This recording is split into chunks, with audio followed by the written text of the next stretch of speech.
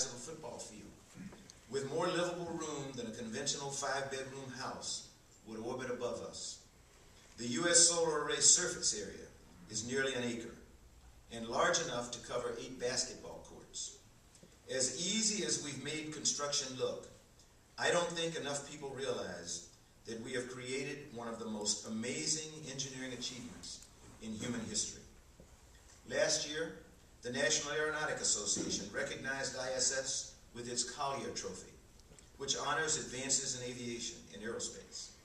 In many ways, the ISS traces its lineage back to the first planes and leaps forward in propulsion and space technology. Looking forward, the ISS will help us make the great leaps that in the last century produced an aviation industry from the Wright brothers' first 12-second powered flight and that first sent us peacefully into space a little more than a decade after the first long-range rockets, originally developed for war, were exploding on launch pads. Just take a look at the station's water recovery system, as well as the extensive knowledge we've gained about human-robotic interaction. Exciting examples of developments are technologies such as the lab on a chip that enables explorers to quickly examine their environment for pathogens, and experiments with microencapsulation that enables drugs to be targeted to problem areas in the body. These have all come from the station just during this ramp-up period. They're applicable to the lives of people here on Earth, even as they've helped us to make the next advances in space exploration. A mission to Mars will require the utmost of our innovation, skill, and perseverance. But it's the kind of challenge NASA relishes and to which we've always risen throughout our history. In parallel to the development of the launch and crew vehicles required for deep space exploration, NASA will develop the in-space technologies required for such journeys. We'll build the technological foundation from which to reach an array of destinations. And, as I mentioned, it will be an international effort, with many nations joining us in the global space exploration enterprise. What NASA does best is focus on the space frontier, those things that aren't yet possible, but are achievable if we work hard toward them and marshal the best of our energies and talents as a nation. As a global people concerned with human achievement and exploration. Even in these difficult fiscal times, the President's fiscal year 2012 budget reinvigorates NASA as part of a national focus on research, technology, and innovation. It gives us the means to win the future. And by dedicating ourselves to challenging missions like Mars, we'll be winning that future by helping our nation create new capabilities, high-tech jobs, and new job fields, and inspiration for a whole new generation.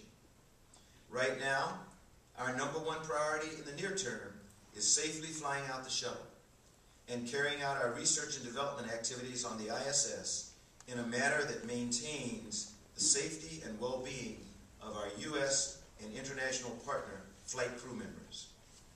We're working steadfastly to plan an integrated, comprehensive human spaceflight program. This will include the Heavy Lift Rocket, or Space Launch System, SLS, and Multi-Purpose Crew Vehicle, or MPCV, that will be crucial to exploring all of our beyond Earth destinations. We'll release plans for these critical spaceflight systems later this year. We'll leverage the assets and expertise gained from the Constellation program to ensure early successes with the SLS and MPCV. America is the nation we are today because of the technological investments made in the past 50 years. Our lives have been greatly improved by directing scarce resources toward exploring space in ways that spin off technologies for the betterment of humankind. Knowledge from weather and other Earth science spacecraft, efficiency improvements in both ground and air transportation, biomedical applications. They have all benefited from our nation's investment in exploration. NASA space technology makes a difference in our lives every day and can be a spark to an economy that is becoming more technology-based over time. NASA's success over the past 50 years have inspired countless people to pursue science, technology, engineering, and mathematics careers. And the outcome of NASA's endeavors, both in technology advancements and intellectual capital, has transformed our world. NASA has had its failures as well, but in every case, we've done our best to learn from those failures and incorporate those lessons into our follow-on work. NASA's renewed focus on innovation and technology is vital.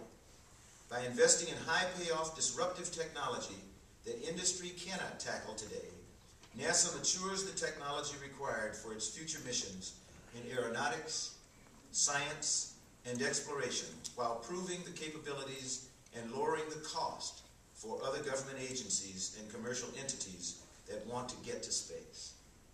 Consider for a moment how the architectural options for human exploration of our solar system will change when reliable commercial access to low Earth orbit, propellant depots, inflatable habitats, and advanced in-space propulsion technologies are available. For our science missions, consider the improvements possible from new optics, lightweight materials, structures, and power systems and high bandwidth communications. Consider the efficiency gains in radiation shielding and life support systems that may become possible from improved knowledge of human adaptability to the space environment gained through scientific experiments on the International Space Station. All this applies to human travel to Mars. The President's fiscal year 2012 budget funds a diverse array of human spaceflight programs that maximize our use of current capabilities, such as the ISS, facilitate innovative approaches to ensure U.S. leadership in low Earth orbit, and position us to explore the frontiers of deep space. As we increase our capabilities, we'll apply them to many different types of missions and move on to the next challenge incrementally. We need to get started on a lot of these technologies today, and we will. Over the next decade, innovative technology investments are required to bring future missions such as exploration of near-Earth objects, the Moon, or Mars within our reach. These transformative technologies will reduce the cost and risk of future missions. Achieving great things also involves taking informed risks. Landing on Mars will never be a low-risk venture, but an informed risk-taking strategy commensurate with the agency's goals and expectations is not only acceptable, but required. How else can we accomplish the grand achievements our nation has come to expect of NASA? At NASA, a goal of the President's innovation strategy is to reposition the aerospace community on the cutting edge, pushing the boundaries of our aerosciences with the technical rigor our nation expects of its space program. Innovation, education, and technology development will be essential to America's success in the 21st century global marketplace. They will be required for us to reach new destinations in the solar system and are the engines that will create economic opportunity and lower costs for these massive undertakings. This is where we are today. I'm looking toward Mars, but I'm looking at it as a part of a bigger picture. We can't have tunnel vision. We'll achieve this vision through stepping stones and produce value for the American taxpayer on the road to Mars. This will be an incremental journey, step by step by step.